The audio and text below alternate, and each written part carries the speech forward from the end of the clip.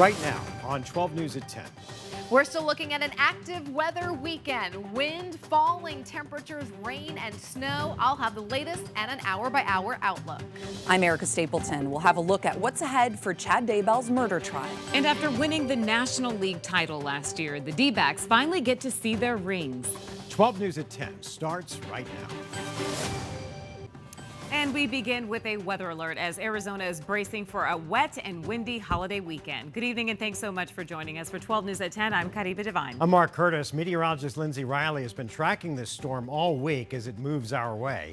And Lindsay, it sounds like the folks up in the high country could really get it. Yeah, they're going to be seeing a fair amount of snow. We'll be seeing a soaking rain, and the wind is going to be felt by all of us, as well as the falling temperatures. Here's the storm system. You can see the swirl in the clouds, the rain and snow pushing into California, and late tomorrow night on into Easter and even Monday, we will be feeling the effects of this storm. Here's an hour-by-hour look. Tomorrow morning, 11 a.m., we start off dry and clear. It's going to be a very windy day. Then by 6 p.m., showers start to move into northern and western Arizona. Here's a look at 11 p.m. tomorrow night where the snow develops up north. Showers are still west of Phoenix at that point. But by 3 a.m. on Sunday, we'll start to get some rain and thunderstorms in Phoenix. That's going to last a good part of the morning. Here's 7 a.m. on Sunday, still wet snow up in the Rim, the White Mountains, and the Navajo Nation at 11 a.m. And then during the afternoon, we'll have a few breaks, but we're also going to have spotty showers and thunderstorms to contend with, as well as those cooler temperatures. We'll have more on how much rain we're going to receive and how much snow coming up in just a few minutes. Mark? All right, Linz, thanks. Developing right now. Deputies are searching for the driver who hit a man on a bicycle in the West Valley. It happened about 6:30 near Happy Valley Road in El Mirage. The westbound lanes of Happy Valley are still closed. We're told the man on the bike did suffer life-threatening injuries. Detectives are investigating right now, and as soon as deputies release a description of either the suspect or the car, we'll bring you that update on 12news.com. More than 24 hours after Queen Creek Police released a massive amount of records in the Preston Lord murder case, our team continues to pore over the documents, revealing what police knew and when.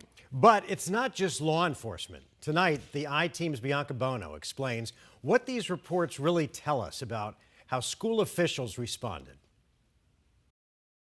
The report shows that multiple schools did cooperate in the investigation, even letting police on campus and providing tips to officers. Still, American Leadership Academy Gilbert North came under scrutiny from the community after allowing one of the suspects to continue playing football after Preston Lord was killed. On November 2nd, just days after Preston Lord died from the injuries he sustained in a group-style attack, American Leadership Academy Dean Kenneth Thorley contacted Queen Creek Police, saying one of his students, Talon Renner, was being accused of murder on social media. Queen Creek Police reports show Renner's family pulled him out of school early on October 31st, but he was back by November 6th, when investigators came to ALA Gilbert North to execute a search warrant, taking Renner's cell phone and swabs of his DNA. Police say Renner had minor discoloration to his right and left hands, on the knuckles, and a small cut on his left hand near his wrist area. Renner would be one of the 7 teens and young adults indicted on charges of first-degree murder and kidnapping months later. All this raising questions in the community as to why Renner continued playing high school football in November.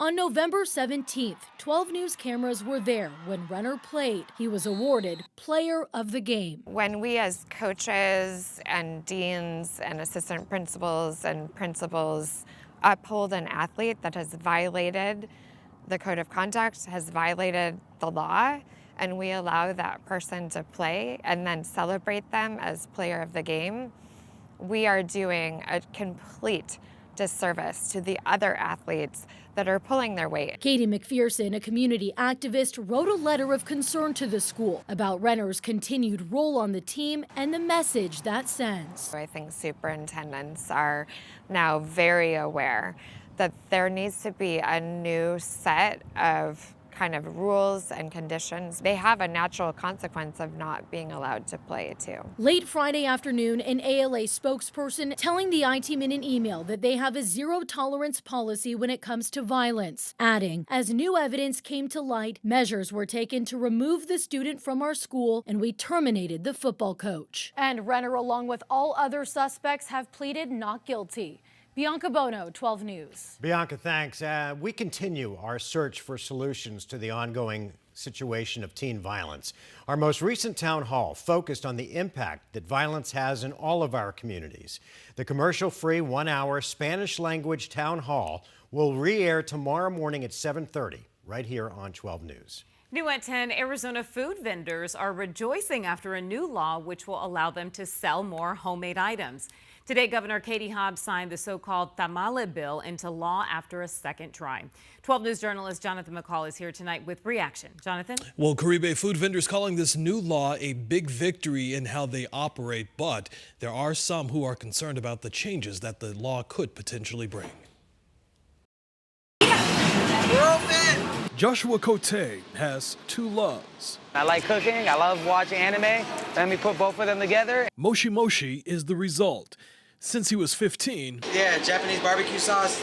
It's a purple garlic aioli. He's been working on his flavors and cuisine. I perfect my craft at home. Soon, more Arizona food vendors just like him will get the chance to sell more of what they make from home. Friday, Arizona Governor Katie Hobbs signed House Bill 2042, known as the Tamale Bill, into law. Right now, homemade cookies, cakes, and desserts can be sold. That new law would expand that to include meats and other dishes. The bill would require food to be stored at certain temperatures and defines home kitchens. Hobbs vetoed a previous version of the bill last year over concerns of foodborne illnesses despite bipartisan support. Cote says that the change in law will help food vendors keep more change in their pockets, as vendors no longer have to pay to use kitchen space. You know, we try to scrape up every penny that we can, so it really is much needed for the little guys out here. But not everyone is a fan of the new change. Scottsdale Mayor David Ortega said that the new law endangers public health and offers no inspections or enforcement. Like, I want to be able to sell food, so being cleanly and everything, you know, that's a big part of what I do. Cote says that in the long run, this new change will be a win for everyone. We want to stay in business, so we're going to do everything that we can in our ability to make sure that we're able to keep, you know, doing that. So we're told that that bill will become law just 90 days after the end of the current legislative session. Jonathan McCall, 12 News. Jonathan, thanks. In addition to the tamale bill, Governor Hobbs signed 43 other bills into law. Here's a look at some of the others. Senate Bill 1432 will allow residents to eliminate racist zoning clauses still present in many deeds for historic homes. Senate Bill 1067 creates a team to review child deaths where the Department of Child Services had past contact with the family. And House Bill 2477 makes Pluto the official state planet. The bills will become law 90 days after the end of this legislative session. Well, if you were looking up in the sky tonight expecting to see a SpaceX launch like this one here, you'll have to wait at least another day. This is video from the launch that happened earlier this month. SpaceX has been trying to launch 22 satellites since Thursday. The company didn't say why it pushed back the launch, but there is definitely some bad weather in the area. SpaceX is now targeting liftoff for 7:30 tomorrow night. It's expected to be visible from western Arizona. The 2023 National League champs took the field again tonight, but not before receiving some new bling. That's right. Well, hopefully the World Series rings come soon, but tonight the team took a moment to celebrate last season's accomplishments. 12 News journalist Lena Washington was there when the players saw those rings for the very first time. Hi, Lena. Yes, bright, shiny things all around Chase Field, and the team's front office kept the design of the ring secret up until this evening. But from the diamonds to the snakeskin detail, this ring is a reminder that the 2023 Diamondbacks were a special group that left its mark on the Valley. It's going to be a special day for us. We deserve that ring, and we never have to give it back, ever. It's ours for the rest of our lives. I've been a part of championship teams. We're close. And we came close, so this is the second best ring that you can get in a baseball season, and we're proud of that.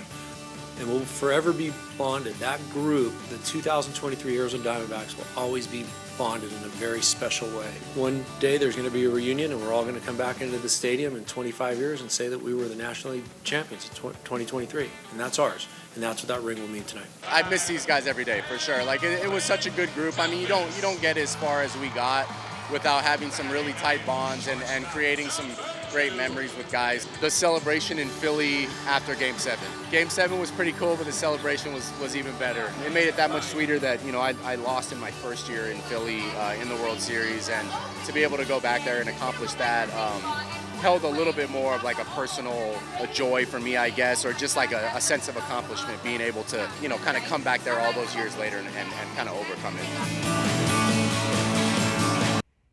And it was good to see Longo back out there throwing out the first pitch. And coming up in sports, we'll show you how the Snakes followed up an unbelievable opening day tonight against the Rockies. Guys? All right, Lena, thanks.